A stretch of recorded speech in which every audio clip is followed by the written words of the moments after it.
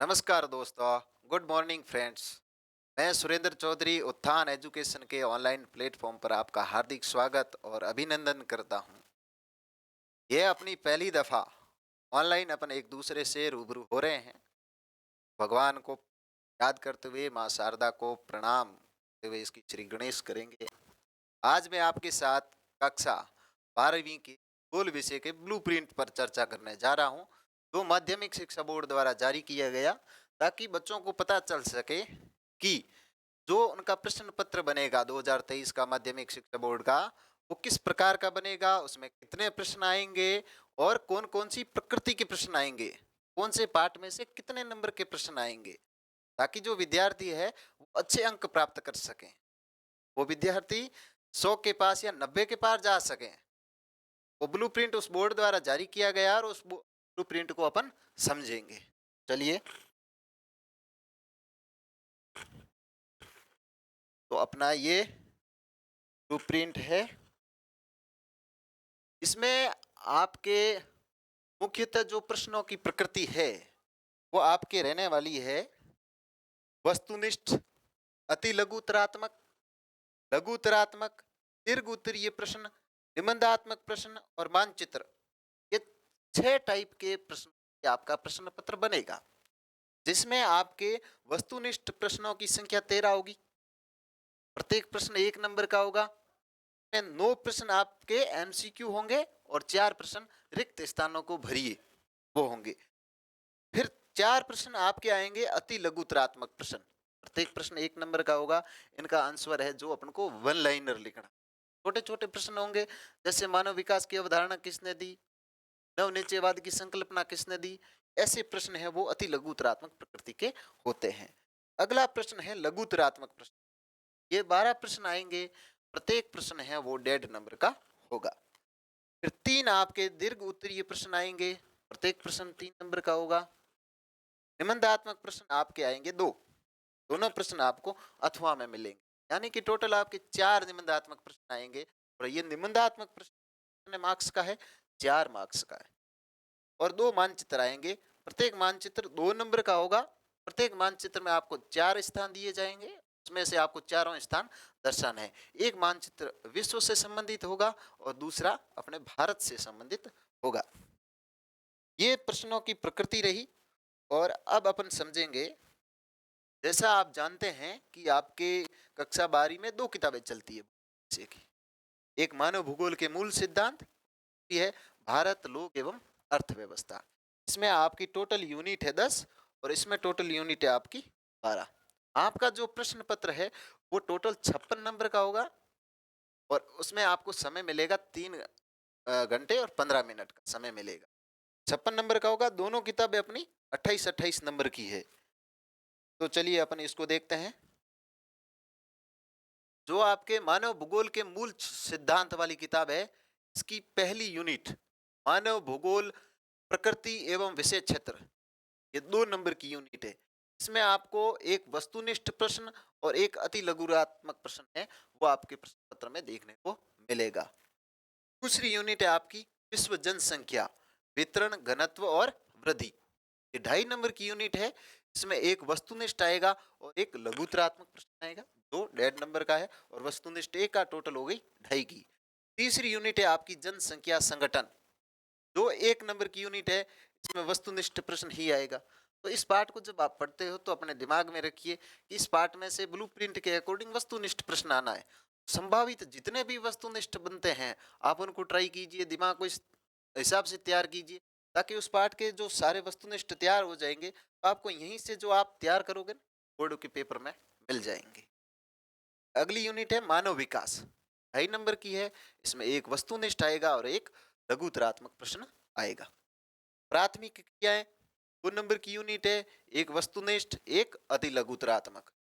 द्वितीय क्रियाएं, ये वेरी वेरी इंपॉर्टेंट है। इसमें से आपके 4 नंबर के प्रश्न आएंगे और वो प्रश्न निबंधात्मक प्रश्न बनेगा। इस यूनिट को जब आप तैयार करो, निबंधात्मक प्रश्न जितने भी बनते हैं तैयार कर लीजिए, आंसर तैयार कर लीजिए, सीधे आपको एग्जाम हॉल में देखने को मिल जाएंगे। तो आपका जो कॉन्फिडेंस है वो बढ़ जाएगा। फिर आपका तृतीयक और चतुर्थ क्रियाकलाप, ये 4 नंबर की यूनिट है। इसमें भी एक वस्तुनिष्ठ और एक दीर्घ उत्तरीय प्रश्न मिलेगा 3 नंबर का। तो आप देखिए, प्राथमिक क्रिया, द्वितीय क्रिया, तृतीयक और चतुर्थ क्रियाकलाप, ये टोटल 10 नंबर की यूनिट है। अगर आप तीनों एक यूनिट समझकर पढ़ोगे तो टोटल यूनिट 10 नंबर की है, बहुत इंपॉर्टेंट है। अगला टॉपिक है परिवहन एवं संचार, 2.5 नंबर की यूनिट है, एक वस्तुनिष्ठ एक लघुतरात्मक प्रश्न। और अगली यूनिट है अपनी अंतरराष्ट्रीय व्यापार, 3 नंबर की है, इसमें 2 लघुतरात्मक प्रश्न, एक प्रश्न है वो अपने 1.5 नंबर। 10वीं है मानव बस्ती, 2.5 नंबर की, एक वस्तुनिष्ठ एक लघुतरात्मक प्रश्न। एक विश्व मानचित्र आएगा 2 नंबर का, 4 स्थान आपको दिए जाएंगे। और इस प्रकार अपनी ये किताब है, ये टोटल 28 मार्क्स की हो जाती है। और 28 मार्क्स की ये भारत, लोक एवं अर्थव्यवस्था है। अब अपने इसको देखते हैं। पहली यूनिट है जनसंख्या वितरण, जनसंख्या घनत्व, जनसंख्या वृद्धि, जनसंख्या संगठन। ये टोटल आपके 1.5 नंबर, और इसमें आपको एक लघुतरात्मक प्रश्न। तो इसमें अपन भारत के संदर्भ में जनसंख्या को पढ़ेंगे, और इस किताब में अपन पढ़ रहे थे विश्व के संदर्भ में। तो दोनों आप जनसंख्या वाले पार्ट को देखोगे, 2.5 और 1.5, 4 नंबर की यूनिट है। दोनों किताबों का जो लेसन है लगभग समान है। ये विश्व के संदर्भ में है और ये भारत के संदर्भ में है। इनको आप लिंक करके पढ़ोगे तो इजीली आपको एक तो समझ में आ जाएगा, दूसरा आपके ये मार्क्स है आप देखो टोटल अपने 4.5 नंबर की होगी, आपको इम्पोर्टेंट भी लगने लगेगी। फिर दूसरी यूनिट है अपनी प्रवास, प्रवास के प्रकार क्या है, कारण क्या है और परिणाम क्या है। ये इसमें लघुतरात्मक प्रश्न बनेगा। कैसे बनेगा, प्रवास के प्रकारों को बताइए, प्रवास के कारण कौन कौन से हैं, प्रवास के परिणाम बताइए, डायरेक्ट क्वेश्चन हो सकता। तीसरी यूनिट है मानव विकास, 1 नंबर का आएगा, वस्तुनिष्ठ प्रश्न देखने को मिलेगा। मानव बस्तियां, 1.5 नंबर का। संसाधन तथा कृषि, बहुत इंपॉर्टेंट पार्ट है, इसमें से आपको निबंधात्मक प्रश्न देखने को मिले। इसमें भू संसाधन तथा कृषि। अगली यूनिट है अपनी जल संसाधन, 2 नंबर की यूनिट है, एक वस्तुनिष्ठ और एक अति लघुतरात्मक प्रश्न। अगली यूनिट है अपनी खनिज तथा ऊर्जा संसाधन, में लघुतरात्मक प्रश्न आएगा एक, और ये टोटल नंबर की है 1.5। 8वीं यूनिट है अपनी निर्माण उद्योग, इसमें आपको एक दीर्घ उत्तरीय प्रश्न और एक वस्तुनिष्ठ प्रश्न, टोटल नंबर 4 नंबर की यूनिट, ये भी अच्छे से पढ़ना आपको। फिर है भारत के संदर्भ में नियोजन और सतत पोषणीय विकास, 2.5 नंबर की यूनिट है, एक वस्तुनिष्ठ प्रश्न और एक लघुतरात्मक प्रश्न देखने को मिलेगा। इसमें से आप वस्तुनिष्ठ कैसे प्रश्न बनेंगे, या इसमें आपका अति लघुतरात्मक प्रश्न भी बन सकता है। जैसे आप यहाँ से इस पाठ के नाम को भी अगर ढंग से याद कर लोगे तो आपको प्रश्न मिल जाएगा कि नियोजन क्या है, सतत पोषणीय विकास क्या है, डायरेक्ट क्वेश्चन। परिवहन तथा संचार, 3 नंबर की यूनिट है, दीर्घ उत्तरीय प्रश्न एक बनेगा। अंतरराष्ट्रीय व्यापार, 1.5 नंबर की यूनिट है, और इसमें आपका एक लघुतरात्मक प्रश्न आएगा। फिर 12वीं यूनिट है आपकी भौगोलिक परिप्रेक्ष्य में चयनित कुछ मुद्दे, 2 नंबर की यूनिट है, एक वस्तुनिष्ठ और एक अति लघुतरात्मक प्रश्न बनेगा। एक आपका भारत से संबंधित मानचित्र आएगा जो 2 नंबर का है। इस प्रकार अपने जो टोटल पेपर 56 नंबर का है उस पर अपने चर्चा कर ली। हालांकि ब्लूप्रिंट का पालन है, जो बोर्ड का मेन पेपर आता है 2023 में आपको बोर्ड में देखने को मिलेगा, 80% के नजदीक इसका पालन होता है। 20% क्या होता है, पेपर को इधर उधर बना दिया जाता है। यानी कोई 4 नंबर की यूनिट है, हो सकता है उसमें से 2 नंबर के प्रश्न आए, और कोई 1 नंबर की यूनिट है उसमें 5 नंबर के प्रश्न आ जाए। लेकिन आपको इसको ध्यान में रखते हुए अपनी तैयारी को धार देना है। ये अपने चर्चा कर ली ब्लूप्रिंट पर, तो आप इसको समझकर अपनी तैयारी को कॉन्फिडेंस बिल्ड कीजिए। फिर अपन चर्चा करेंगे जो बोर्ड द्वारा जारी किया गया है आपका मॉडल पेपर। इस मॉडल पेपर का सॉल्यूशन साथ ही अपन देखेंगे, ताकि आप समझ जाएं उत्तर कैसे लिखा जाता है, आप अच्छा उत्तर कैसे लिख पाएंगे, या आप यहाँ से सीखेंगे। तो आपका ये पूर्णांक 56 नंबर का है कि आपको समय मिलेगा 3 घंटे 15 मिनट का, और इसमें आपके खंड होंगे। ये अपन प्रश्नों पर चलते हैं सीधे। वस्तुनिष्ठ प्रश्न, ये एमसीक्यू के ऑब्जेक्टिव वाले प्रश्न होंगे, बहुविकल्पीय प्रश्न की संख्या 9 है। पहला प्रश्न है, नव निश्चयवाद की संकल्पना किसने प्रतिपादित की? किसने की? आप जानते हैं, ग्रिफिथ टेलर। निम्नलिखित में से कौन सी संख्या जनसंख्या के कार्यशील आयु वर्ग का प्रतिनिधित्व करती है। कार्यशील आयु वर्ग का, इसका सही आंसर है 15 से 59 वर्ष। तीसरा प्रश्न है, मानव विकास की अवधारणा निम्न में से किस विद्वान की दी? इसको अति लघुतरात्मक भी बनाया जा सकता है। आपको पूछ ले, अगर ऑप्शन नहीं दे तो ये किस प्रकृति का हो गया? अति लघुतरात्मक हो गया। तो इसमें पूछा है, अमर्त्य सेन और महबूब उल हक दोनों का नाम आया है, तो इसमें एक का पूछा है, इसलिए अपन डॉक्टर महबूब उल हक करेंगे। अगर आपको सीधा पूछ ले किस विद्वान की देन है, तो आपको लिखना है पाकिस्तान के अर्थशास्त्री डॉक्टर महबूब उल हक और भारतीय अर्थशास्त्री अमर्त्य सेन के द्वारा मानव विकास की अवधारणा दी गई। अपना चौथा प्रश्न है, निम्नलिखित में से कौन सा एक तर्क क्रियाकलाप है?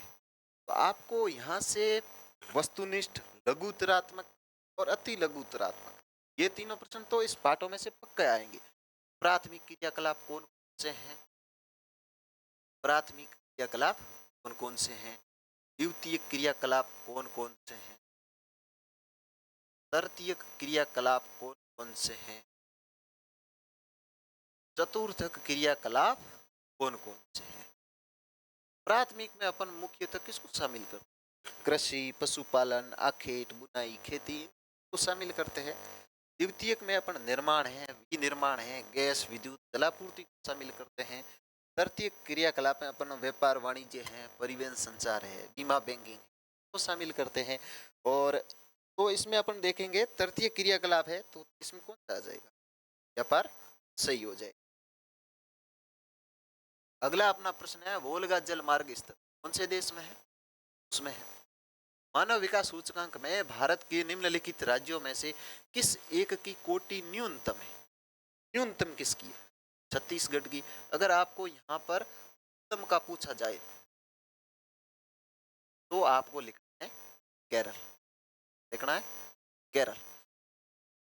भारतीय राष्ट्रीय जल नीति कब लागू की? सन पूछ रहा है, तो सन 2002 में। अगला अपना प्रश्न है, राउरकेला इस्पात संयंत्र किस देश के सहयोग से स्थापित किया गया? ये अपने मुख्यतः जो भारत के इस्पात संयंत्र है, अन्य देशों के सहयोग से स्थापित है, तो आप याद रख लो भाई। अपना पहला बोकारो, पहला बोकारो तो झारखंड में है। कौन से राज्य में स्थित है? झारखंड में। किसके सहयोग से स्थापित किया गया? रूस के सहयोग से स्थापित किया गया। और फिर अपना है भिलाई, ये भी रूस के सहयोग से स्थापित किया गया, ये भी रूस के सहयोग से स्थापित किया गया। राउरकेला है वो जर्मनी के सहयोग से स्थापित किया गया। और दुर्गापुर ये अपने ग्रेट ब्रिटेन के सहयोग से स्थापित किया गया। तो आप इन चारों को याद रखिए। अगला प्रश्न अपना है, इंदिरा गांधी नहर परियोजना कब प्रारंभ हुई? यह 1958 में प्रारंभ हुई थी। आपके तो ये कितने हो गए टोटल? 9 MCQ और प्लस आपको 4 मिलेंगे रिक्त स्थान वाले, तो टोटल अपने हो गए 13 प्रश्न। प्रत्येक प्रश्न एक का है। इसमें ये प्रश्न संख्या तो 2 है, लेकिन इसके पार्ट अलग अलग है 4। जनसंख्या वृद्धि को रिक्त स्थान में व्यक्त किया जाता है। इसमें व्यक्त करते हैं, आपको यहाँ लिखना है। जो पार्ट के महत्वपूर्ण अधिकतर वहीं से इन रिक्त स्थान वाले सवालों को उठाया जाता है। जनसंख्या को अपन प्रतिशत में व्यक्त किया, प्रतिशत यहाँ लिख दी, प्रतिशत। की कृषि भूमध्य सागरीय क्षेत्र की विशेषता है। यहाँ रिक्त स्थान में अपना आएगा अंगूर की खेती। इसकी खेती, अंगूर की जो खेती है वो भूमध्य सागरीय क्षेत्र की विशेषता है। फिर अगला अपना प्रश्न है, कौन सी क्रिया ग्रामीण बस्ती आर्थिक क्रिया है?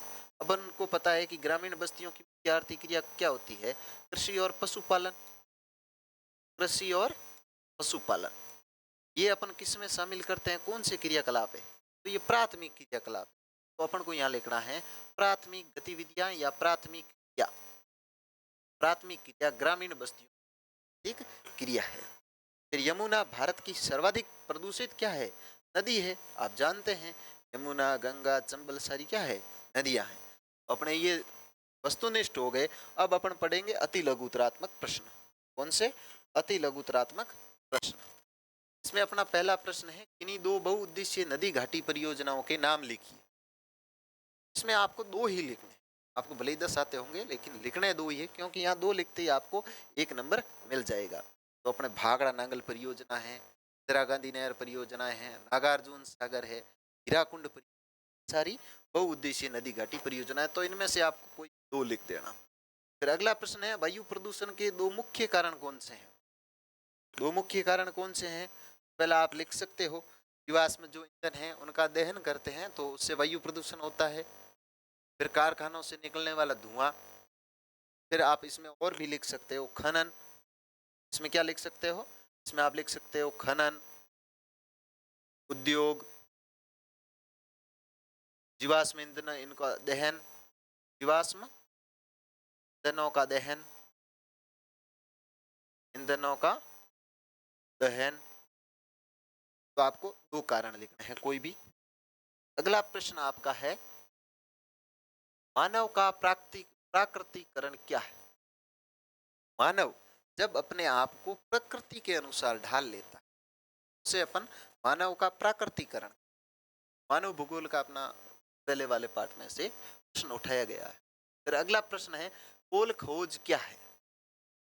क्या है? तो ये सोवियत संघ में सामूहिक कृषि को, सोवियत संघ में सामूहिक कृषि को, सोवियत संघ में सामूहिक कृषि को कोल खोज के नाम से, वहां प्रचलित शब्दावली में कोल खोज के नाम से जाना जाता है।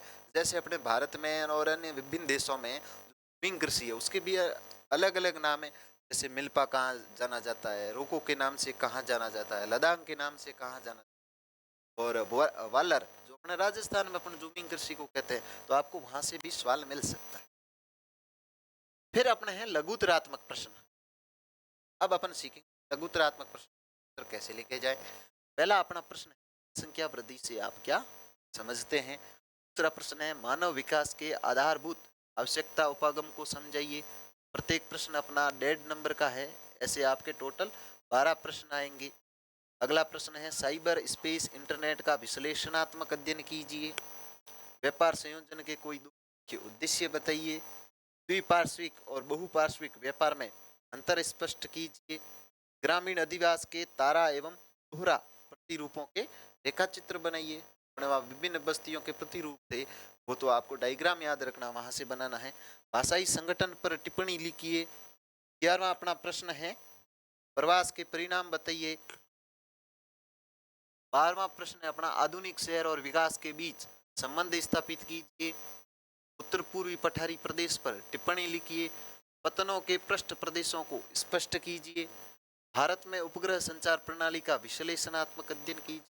ये अपने लघुतरात्मक प्रश्न का उत्तर मैक्सिमम अपन को 4 से 5 लाइनों में लिखना होता है, 4 से 5 लाइन। फिर अपने सेक्शन सी में अपने दीर्घ उत्तरीय प्रश्न हैं, ये 3 नंबर वाले हैं। फिर आपको खंड द में मिलेंगे निबंधात्मक प्रश्न, अथवा में मिलेंगे, टोटल 4 आएंगे। अथवा में से आपको कोई भी एक करना है। फिर आपको 21वां और 22वां प्रश्न है वो मानचित्र मिल जाएगा। ये विश्व का मानचित्र हो गया अपने, और ये हो गया अपने भारत की मान। इसमें ये मुख्यतः उठाते हैं जो सूती वस्त्र उद्योगी केंद्र है या फिर दूसरे उद्योगी केंद्र है, जनसंख्या के सघन प्रदेश है, इन्हीं से मानचित्र वाले प्रश्नों को उठाया जाता है। तब अब अपन समझते हैं इसके उत्तर कैसे लिखे जाए। तो अपना पहला प्रश्न था लघुतरात्मक, जनसंख्या वृद्धि से आप क्या समझते हैं? तो आप क्या करते हो, इसमें परिभाषा लिख देते हो और फिर डिमांड करते हो कि हमें 2 में से 2 दिए जाए, जो संभव नहीं है। क्योंकि आप अगर सीधी परिभाषा लिख देते हो तो आपको 1.5 नंबर मिलेगा मैक्सिमम। अगर आप चाहते हो कि पूरे में से पूरे लाएं, 2 में से 2 प्राप्त करें, कुछ आपको एक्स्ट्रा लिखना होता है। जैसे आप जनसंख्या वृद्धि, समय के 2 अंतरालों के बीच क्षेत्र विशेष में होने वाली जनसंख्या में परिवर्तन को जनसंख्या वृद्धि कहा जाता है। ये अपनी परिभाषा हो गई। इसके बाद आप ये लिखो कि परिवर्तन धनात्मक अथवा ऋणात्मक हो सकता है। इसे हम निरपेक्ष संख्या या प्रतिशत के रूप में प्रकट किया जाता है, अभिव्यक्त करते हैं। और जनगणना 2011 के अनुसार भारत की जनसंख्या वृद्धि दर 17.7%। अब आपको कोई भी कॉपी चेक करने वाला है वो 2 में से कम नहीं दे सकता, 2 में से 2 ही दे। इस प्रकार से आप आंसर लिखिए। अगला अपना प्रश्न है, मानव विकास के आधारभूत आवश्यकता उपागम को समझिए। यानी कि मानव विकास का आधारभूत आवश्यकता उपागम है वो क्या है, वो आपको, तो इस उपागम को मूल रूप से अंतर्राष्ट्रीय श्रम संगठन ने दिया था। किसने दिया? अंतर्राष्ट्रीय श्रम संगठन दिया। इसमें न्यूनतम जो 6 आवश्यकताएं होती है मानव की, उन पर जोर दिया जाता है। 6 न्यूनतम आवश्यकताएं कौन कौन सी? स्वास्थ्य, शिक्षा, भोजन, जलापूर्ति, स्वच्छता और आवास की पहचान। अब आपको यहाँ से अति लघुतरात्मक प्रश्न भी पूछा जा सकता है, जैसे आधारभूत आवश्यकता उपागम में कौन कौन सी आवश्यकताओं पर जोर दिया जाता है, कौन सी मूलभूत 6 आवश्यकता है, आपको इनका नाम लिखना है। इस प्रकार इस उपागम में मानव की मूलभूत आवश्यकताओं की व्यवस्था पर जोर दिया। अगला अपना प्रश्न है, साइबर स्पेस इंटरनेट का विश्लेषणात्मक अध्ययन कीजिए। विश्लेषणात्मक यानी इसमें क्या लाभ है, क्या हानि है, परिभाषा क्या है, सारे आपको पॉइंट लिखने। साइबर स्पेस विद्युत द्वारा कंप्यूटरकृत स्पेस का संसार है। इसमें इंटरनेट के माध्यम से कंप्यूटर पर सूचनाओं को भेजा जाता है और प्राप्त किया जाता है। साइबर स्पेस हर जगह विद्यमान है। करोड़ों लोग प्रतिवर्ष इंटरनेट का प्रयोग करते हैं और इसके निम्न लाभ हैं। इसका प्रयोग वाणिज्यिक, शैक्षिक संस्थाओं तथा सरकारों द्वारा देश के आर्थिक, सामाजिक, राजनीतिक विकास के लिए किया जाता है। इसके माध्यम से मेल, ई वाणिज्य, ई शिक्षा और ई प्रशासन का विकास हुआ है। आप इनमें से कोई भी एक पॉइंट लिख दीजिए। फिर दूसरा, यह आधुनिक संचार प्रणाली है। इसमें कम समय में अधिक लोगों तक सूचनाएं भेजी जा सकती। इसका आंसर। फिर अपना 7वां प्रश्न, व्यापार संयोजन के कोई उद्देश्य बताइए। यहाँ से मॉडल पेपर का ये प्रश्न है। आपको यहाँ से ये भी पूछा जा सकता है व्यापार संयोजन क्या है, और यहाँ पर पूछा गया 2 मुख्य उद्देश्य बताइए। तो आप लिखिए, इससे आयात और निर्यात की जाने वाली वस्तुओं और सेवाओं में परिवर्तन का पता लगाया जाता है। व्यापार संयोजन का मुख्य उद्देश्य क्या है? यानी कि जो वस्तुओं का आप आयात निर्यात करते हो उसमें परिवर्तन कितना हुआ, इसका पता लगाया जाता है। विश्व व्यापार में महाद्वीपों और देशों की हिस्सेदारी में परिवर्तन का पता लगाना, कौन से देश की भागीदारी अधिक है, कौन से की कम है, कौन से की वृद्धि हुई है, कौन से की कमी हुई, इन चीजों का पता लगाने के लिए भी अपन व्यापार संयोजन का प्रयोग करते हैं। और पिछले वर्षों में आयात व निर्यात की मात्रा तुलना करने का प्रयोग किया। 8वां प्रश्न अपना है, द्विपार्श्विक और बहुपार्श्विक व्यापार में अंतर स्पष्ट कीजिए। तो इसमें आपको द्विपार्श्विक और बहुपार्श्विक में अंतर लिखना है। इस प्रश्न को आप ऐसे भी लिख सकते हो, द्विपार्श्विक एक साइड लिखो और दूसरी साइड लिखो बहुपार्श्विक। पार्श्विक यहाँ आप इसकी साइड के अंतर लिख दीजिए, इसको ऐसे भी लिखा जा सकता है। तो द्विपार्श्विक व्यापार दो देशों के द्वारा एक दूसरे के साथ किया जाने वाला व्यापार द्विपार्श्विक कहलाता है। और यह बहुपार्श्विक व्यापार है, यह व्यापार बहुत से व्यापारिक देशों के साथ किया जाता है। दूसरा अंतर इनमें हो जाएगा, यह अपेक्षाकृत क्या होता है, सरल होता है। क्यों? ये दो देशों के बीच में किया जाता है। और ये बहुपार्श्विक वाला व्यापार है, ये प्रकृति में थोड़ा जटिल होता है, क्योंकि इसमें विभिन्न देशों की भागीदारी होती है।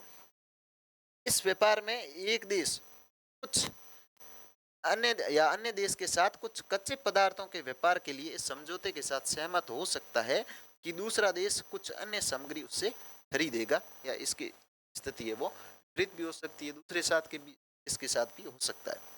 बहुपार्श्विक व्यापार या बहुत से व्यापारिक देशों के साथ किया जाता है। सदस्य देश अन्य देशों के साथ व्यापार कर सकता है तथा कुछ व्यापारिक साझेदारों को सर्वाधिक अनुकूल राष्ट्र की स्थिति प्रदान कर सकता है, यानी कि वो MFN का दर्जा, मोस्ट फेवर्ड नेशन का भी दर्जा दे सकता है।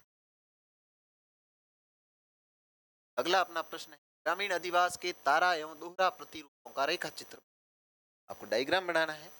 ये अपना तारे के आकार का प्रतिरूप है। यहाँ पर कोई मुख्य केंद्र विकसित होगा, फिर इनके सारे जितने मार्ग होंगे इनके किनारे क्या हो जाएगा, इनका निर्माण हो जाएगा, अधिवासों का निर्माण हो जाएगा, तारे के आकार की बन। और ये अपने दोहरे प्रतिरूप का रेखा चित्र है। भाषाई संगठन पर टिप्पणी लिखी है। तो अपना जनसंख्या पाठ वाले में जनसंख्या संगठन है, उसमें दिया गया है भाषाई संगठन क्या है, धार्मिक संगठन क्या है, वहां से किसी भी की परिभाषा पूछी जा सकती है, किसी के बारे में टिप्पणी पूछी जा सकती है। तो आप भाषाई संगठन के बारे में इस प्रकार लिखिए, भारत एक भाषा विविधता वाला देश है। देश में भाषाई प्रदेशों की कोई स्पष्ट सीमा रेखा नहीं मिलती, और गिरियर्सन के अनुसार देश में 179 भाषाएं और 544 के लगभग बोलियां बोली जाती है। देश में 22 भाषाओं को संवैधानिक मान्यता है, जिसमें हिंदी बोलने वालों का प्रतिशत सर्वाधिक है। संस्कृत, बोडो तथा मणिपुरी बोलने वालों की संख्या न्यूनतम है। भारतीय भाषाएं हैं वो 4 भाषा परिवार जुड़ी हुई है।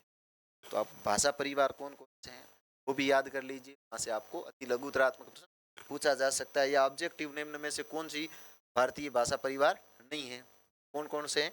चीनी तिब्बती है, द्रविड़ है, ऑस्ट्रिक है, और अपनी भारोपीय भाषा, भारतीय और यूरोपीय का जो मिश्रण है, वो 4 भाषा परिवार है अपने। फिर अगला प्रश्न अपना है प्रवास के पर्यावरणीय परिणाम बताइए। प्रवास अपनी यूनिट है, उसमें अपन पढ़ते हैं मुख्यतः प्रवास के प्रकार क्या है, प्रवास के कारण क्या है, प्रवास के परिणाम क्या है। यहाँ पर प्रश्न जो बना है क्या बना, प्रवास के पर्यावरणीय परिणाम बताइए। तो आपको पर्यावरण को क्या नुकसान होता है वो बताना है। ग्रामीण से नगरीय प्रवास के कारण नगरों की वर्तमान सामाजिक और भौतिक संरचना पर दबाव पड़ता है, जिससे नगरीय बस्तियां की अनियोजित वृद्धि तथा गंदी बस्तियों का निर्माण होता है। यानी कि वहां पहले कोई अथॉरिटी का विकास नहीं हुआ होता है, वहां जनसंख्या कम होती है, अचानक अगर जनसंख्या वहां प्रवास होता है तो क्या होता है, गंदी बस्तियों का निर्माण हो जाता है। दूसरा है प्राकृतिक संसाधनों के अति दोहन के कारण जनसंख्या का दबाव बनेगा, तो प्राकृतिक जितने भी संसाधन उनका क्या होगा, अति दोहन होगा। तो जैसे से क्या होगा, भूजल स्तर में कमी आ जाएगी, पानी की समस्या हो जाएगी, वायु प्रदूषण होगा, वाहित मल के निपटान और ठोस कचरे के प्रबंधन जैसी गंभीर समस्याएं उत्पन्न हो। ये प्रवास के पर्यावरणीय परिणाम। फिर अगला प्रश्न है, अपने आधुनिक शहर और विकास के बीच संबंध स्थापित की। पहले अपने प्राचीन नगर, मध्यकालीन नगर, आधुनिक नगरों वाले पाठ में पढ़ा था। आधुनिक नगरों के बारे में पूछा से कि विकास के आधार पर भारतीय नगरों को प्राचीन नगर, मध्यकालीन नगर, आधुनिक नगरों में बांटा जा सकता है। अंग्रेजों और अन्य यूरोपियों ने अनेक नगरों का विकास किया। इन्होंने सूरत, दमन, गोवा, पांडिचेरी में भी व्यापारिक पतन विकसित किए। आजादी के बाद अनेक नगर प्रशासनिक केंद्रों और औद्योगिक केंद्रों के रूप में विकसित हुए। कुछ पुराने नगर महानगरों के चारों ओर सैटेलाइट नगरों के रूप में विकसित हुए, जैसे दिल्ली के चारों ओर जो गाजियाबाद है, रोहतक है, गुरुग्राम आदि। अगला अपना प्रश्न है, उत्तर पूर्वी पठारी प्रदेश पर टिप्पणी लिखी। पठारी प्रदेश के भाग है उसमें से आपको पूछा गया उत्तरी पूर्वी पठारी प्रदेश, इस पर आपको टिप्पणी लिखनी है। अपने प्रश्न की प्रकृति आपको याद है कि अपने लघुतरात्मक प्रश्न तो 3 से 4 लाइनों में इसका उत्तर देना है। तो देखिए, इस प्रदेश में छोटा नागपुर, झारखंड, उड़ीसा के पठार, पश्चिम बंगाल तथा छत्तीसगढ़ के कुछ भाग आते हैं। पहले तो लिख दीजिए कौन कौन से भाग का विस्तार है।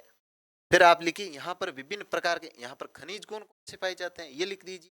तो यहाँ पर खनिज जैसे लोएस्क है, बॉक्साइट है, मैग्नीज है, कोयला है, अभ्रक आदि उपलब्ध है।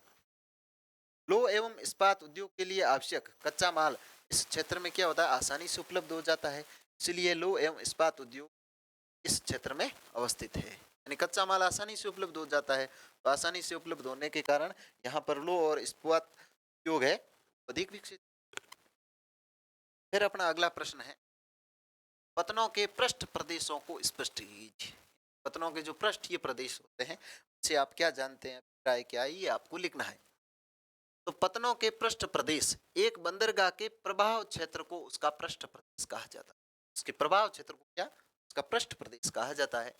यह एक बंदरगाह की भूमि की ओर जो विस्तृत वह भाग होता है जिसमें निर्यात की जाने वाली वस्तु का संग्रह होता है और आयात की जाने वाली वस्तु का वितरण होता है। ये तो इसकी परिभाषा हो गई। फिर लिखिए, पृष्ठ प्रदेश की सीमाओं का जो सीमांकन है मुश्किल होता है, क्योंकि एक पतन का पृष्ठ प्रदेश दूसरे पतन के पृष्ठ प्रदेश का अतिव्यापन कर लेता है। फिर अपना 15वां प्रश्न, भारत में उपग्रह संचार प्रणाली का विश्लेषणात्मक अध्ययन कीजिए। उपग्रह संचार प्रणाली क्या है, भारत के संदर्भ में पूछा गया तो आपको ध्यान रखना है भारत में कौन कौन सी उपग्रह संचार प्रणालियां हैं उनका भी नाम लिखना है। उपग्रह संचार की स्वयं में एक विधा है और ये संचार के अन्य साधनों का भी नियमन करते हैं। भारत की उपग्रह प्रणाली को समाकृति तथा उद्देश्यों के आधार पर समाकृति तथा उद्देश्यों के आधार पर दो भागों में बांटा जा सकता है। पहली सेट और दूसरी अपनी आईआरएस।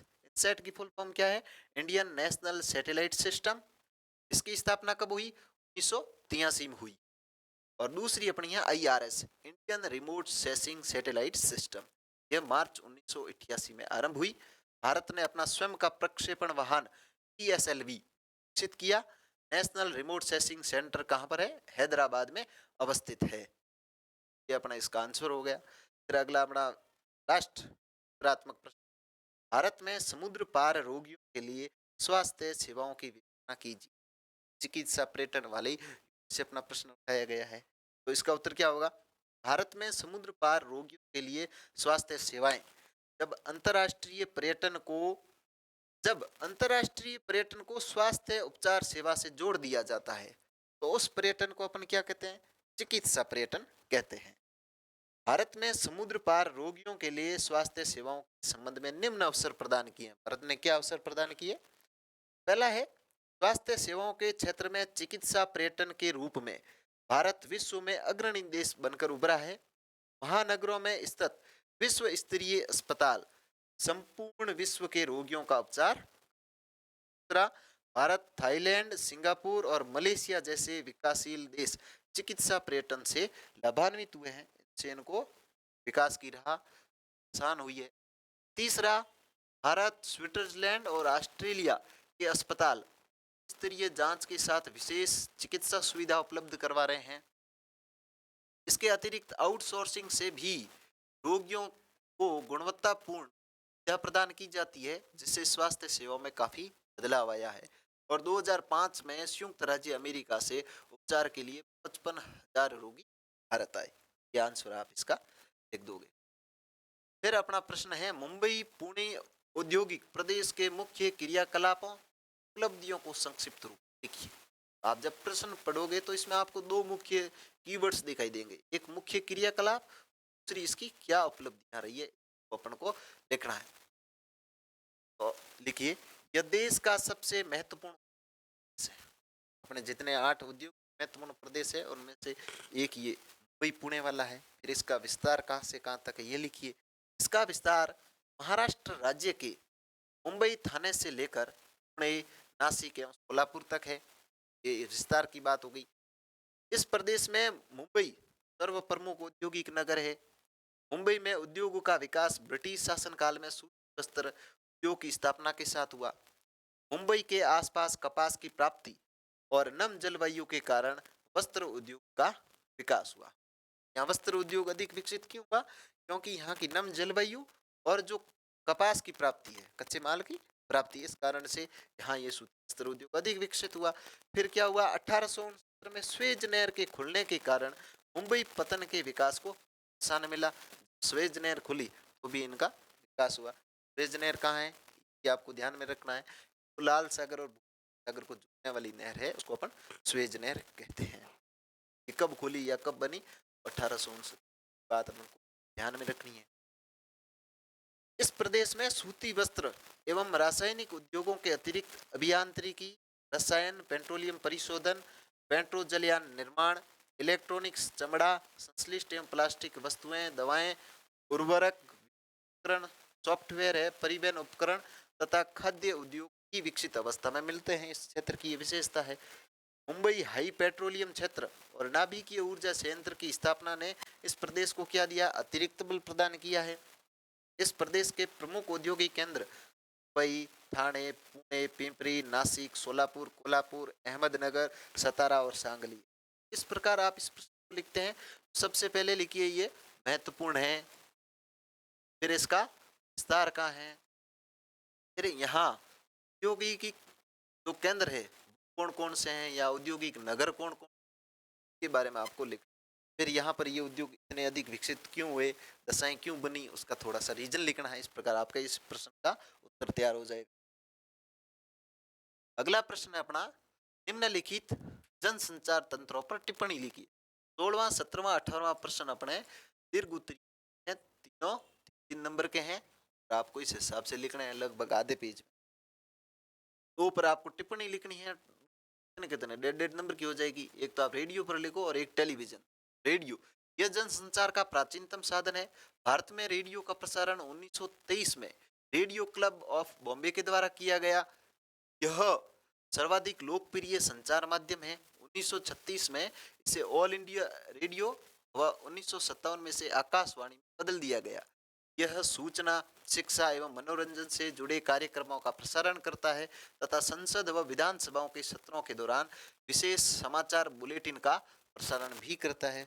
जैसे अपने कोरोना काल में भी देखा, यहाँ से शिक्षा वाणी, ज्ञान वाणी ये कार्यक्रम चलाए गए ताकि बच्चों को उस समय कोरोना में लाभ मिला। महत्वपूर्ण साधन है। दूसरा अपना टेलीविजन, यह भी जनसंचार का एक प्रमुख साधन है। रेडियो, टेलीविजन सारे जनसंचार के साधन है। और ये टेलीविजन है वो दृश्य श्रव्य माध्यम के रूप में, ये अपना श्रव्य माध्यम है, यानी कि यहाँ अपन केवल सुन सकते हैं। इस टेलीविजन में अपन देख भी सकते हैं और सुन भी सकते हैं, इसलिए ये कैसा साधन हो गया? दृश्य श्रव्य साधन हो। भारत में इसे 1959 में प्रारंभ किया गया था। 1976 में टीवी को ऑल इंडिया रेडियो से अलग करके इसका नाम दूरदर्शन कर दिया गया। इंटरनेट 1A के चालू होने के बाद समूचे नेटवर्क के लिए साझा राष्ट्रीय शुरुआत की गई। यह देश के पिछड़े और सुदूर ग्रामीण क्षेत्रों तक फैलाया गया साधनों को। फिर अपना है निबंधात्मक प्रश्न 19वां कि विश्व में लौह इस्पात उद्योग अवस्थिति और इसके वितरण को समझिए।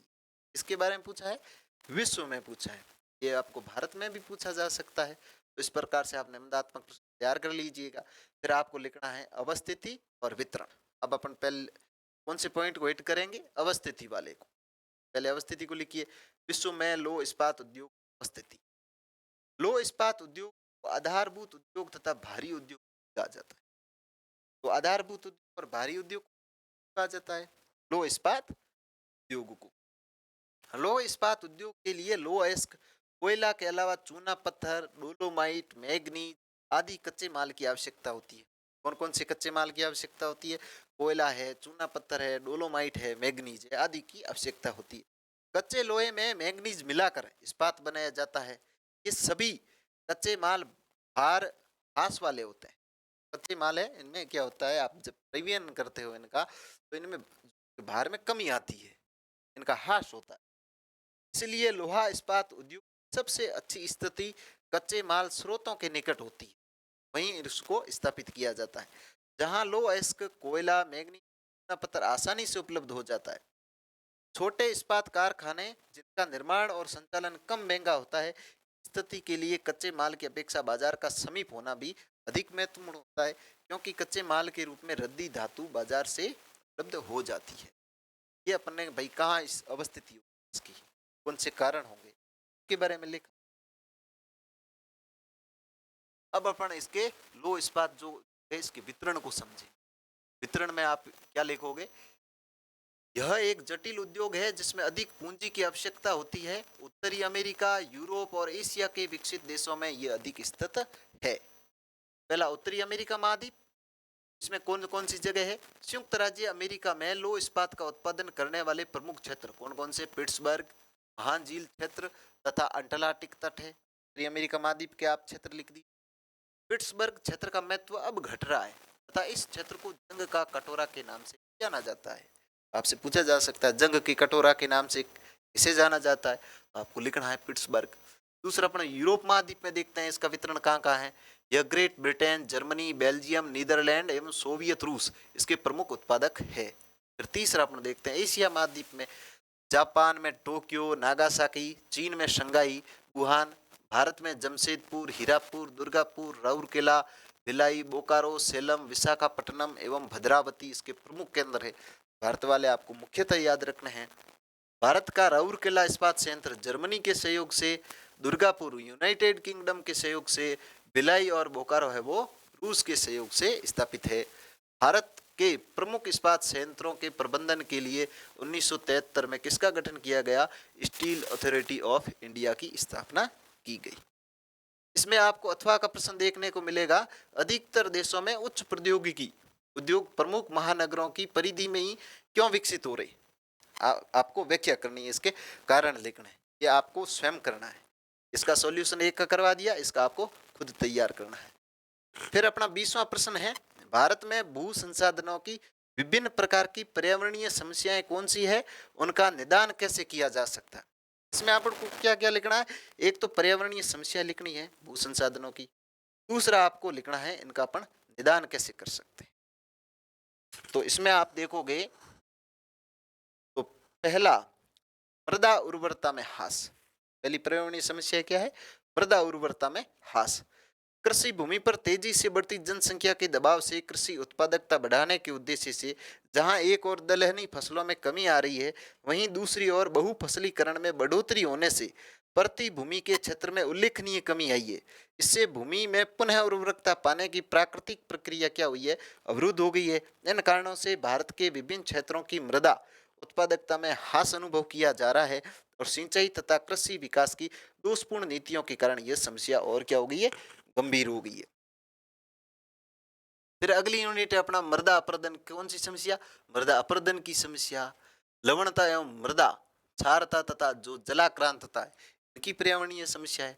चौथा, मृदा परिच्छेदिका में जहरीले तत्वों का जमाव हो गया, ये भी पर्यावरणीय समस्या है। फिर आपको लिखना है इन पर्यावरणीय समस्याओं का हम निदान कैसे कर सकते हैं। निदान कैसे कर सकते हैं? तो मृदा उत्पादकता में ह्रास है, अपर्दन है, लवणता है, जलाक्रांता की समस्या से निपटने के लिए आप क्या करो? कृषि भूमि के समुचित रख रखाव एवं प्रबंधन संबंधी वैज्ञानिक विधियों का उपयोग करो। यहाँ पर जो ट्रेडिशनल है उसकी बजाय आपको साइंटिफिक मेथड का यूज लेना है। कृषि फसलों में रासायनिक उर्वरकों के स्थान पर आज जैविक उर्वरकों का अधिकाधिक उपयोग करो, यानी आप जैविक खेती को प्रोत्साहन दो। भूमि के उपजाऊपन को बनाए रखने के लिए दलहनी फसलों की कृषि के साथ भूमि को क्या करो? भर्ती भी छोड़ना चाहिए। दलहनी फसलों का आपको दलहनी उनका करनी चाहिए आपको फसल, ताकि उनसे क्या होता है? नाइट्रोजन का स्थिरीकरण होता है, जिससे मृदा की उर्वरता बढ़ती है। और चौथा है मृदा परिच्छेदिका में कीटनाशक रसायनों के जमाव को रोकने के लिए कृषि वैज्ञानिकों की सहायता लेकर फसलों को सुरक्षित किया जाना चाहिए। और इसमें आप लिख सकते हो, अगर हमारे पास मृदा की क्षारीयता की समस्या है, आप उसमें जिप्सम डालिए, रॉक फॉस्फेट डालिए। अम्लीयता है तो उसके लिए भी चूना पत्थर का प्रयोग कीजिए, उसे भी अपन कर सकते हैं। इसमें आपका एक अथवा में प्रश्न था, भारत में प्रमुख खाद्यान्न फसलों पर लेख लिखिए। प्रमुख खाद्यान्न फसलों पर लेख लिखिए। आपको लिखना है, एक तो ये बता दिया, एक वो बता दिया। इसमें आपको खुद को तैयार करना है, लेकिन कैसे फ्रेम करना है ये मैं बता देता हूँ। तो खाद्यान्न फसलों में अपन मुख्यतः शामिल करते हैं अनाज और दाल को। अनाज और दाल को। अनाज में अपन किसको लेते हैं? चावल को, गेहूं, ज्वार है, बाजरा है, मक्का, इसको लेते हैं। दालों में क्या लेते हैं? चना और अरहर में। अनाज में आप लिख दीजिए, भारत में विश्व उत्पादन में तीसरा स्थान है। अमेरिका, चीन के बाद कौन सा स्थान है? तीसरा। और दालों में अपना भारत का विश्व उत्पादन में पहला स्थान है। यानी अधिक जनसंख्या अपने पास, उपभोग भी अपन अधिक करते हैं और उत्पादन भी अधिक करते हैं। तो आप फिर ये डायग्राम बना करके आप अलग अलग लिख सकते हो। फिर आप चावल की व्याख्या कर दो, गेहूं की व्याख्या कर दो, चने की व्याख्या कर दो, अरहर की व्याख्या कर दो। इस प्रकार आपका एक पेज, 1.5 पेज आंसर हो जाएगा। तो ये कंप्लीट अपना निबंधात्मक प्रश्न बन जाएगा। इसमें आप लिख सकते हो, दालें क्यों महत्वपूर्ण होती है? नाइट्रोजन का स्थिरीकरण करती है, इसमें ये प्रोटीन का मुख्य सोर्स है, इस कारण भी अपन को फसलें ये इनकी करनी चाहिए। इस प्रकार अपना ये कंप्लीट होता है आज का मॉडल पेपर का सॉल्यूशन।